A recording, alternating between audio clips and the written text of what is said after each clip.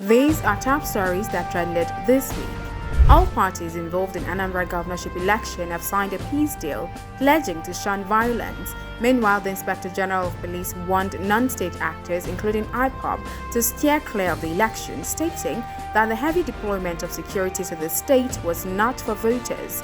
A 21-story building collapsed in the Ikoyi area of Lagos, killing up to 21 persons, including the developer of the project. Meanwhile, the Lagos state government says the building was approved for 15 floors instead of 21. IPOB announced that it has cancelled its one-week sit-at-home earlier declared in Anambra State. The group had declared the sit-at-home to discourage residents from taking part in the governorship election in the state. Reacting to allegations that the land housing the Ikoyi collapsed high-rise building was sold to him by Chief Michael Adeojo, chairman of Elizade Motors, Vice President Yemi Osinbajo has refuted claims that the land is his. After taking over Ethiopia's strategic city of Dessie, Tigrayan rebels announced that they have captured the strategic town of Kombolcha. Meanwhile, Ethiopia's prime minister urged its supporters to use any weapons they have to stop any advance by Tigrayan rebel forces. The EFCC invited Nigerian billionaire and famous socialite Obi Cubana for questioning over alleged money laundering and tax fraud charges. He was later released after 3 days in detention. A cargo plane carrying fuel for the UN's World Food Programme crashed near South Sudan's capital, Juba, killing 5 people on board. Thailand opened up to tourists after 18 months of COVID restrictions. Vaccinated tourists from more than 60 low-risk nations can now enter the country and avoid hotel quarantine.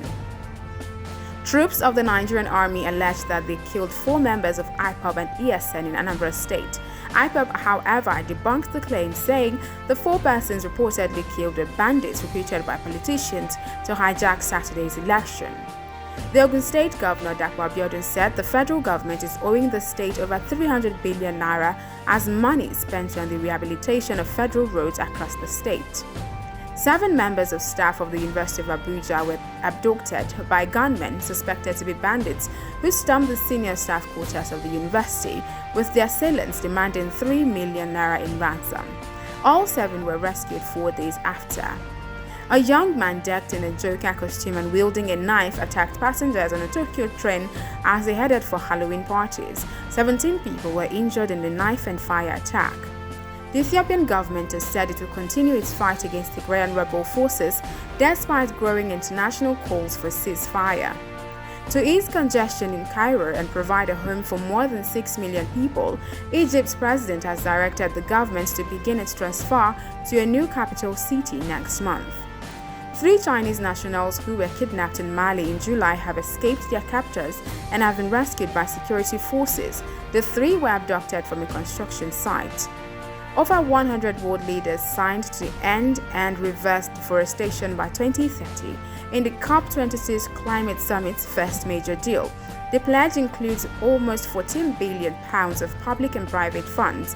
President Buhari also committed to Nigeria cutting its carbon emission to net zero by 2060.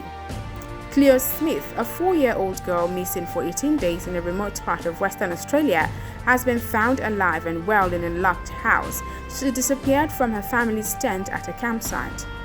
A first real-world data has shown that the HPV vaccine is cutting cervical cancer by nearly 90% and might eliminate regular cervical cancer screening because of the success of the vaccine.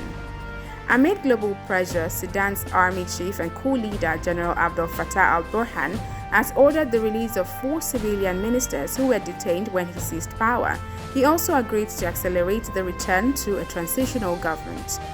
A federal high court in Abuja has stopped the federal government from carrying out its plan to deduct $418 million from the bank accounts of the 36 states of the Federation. And these are 20 top stories that trended this week. For more, follow the details currently displayed on your screen.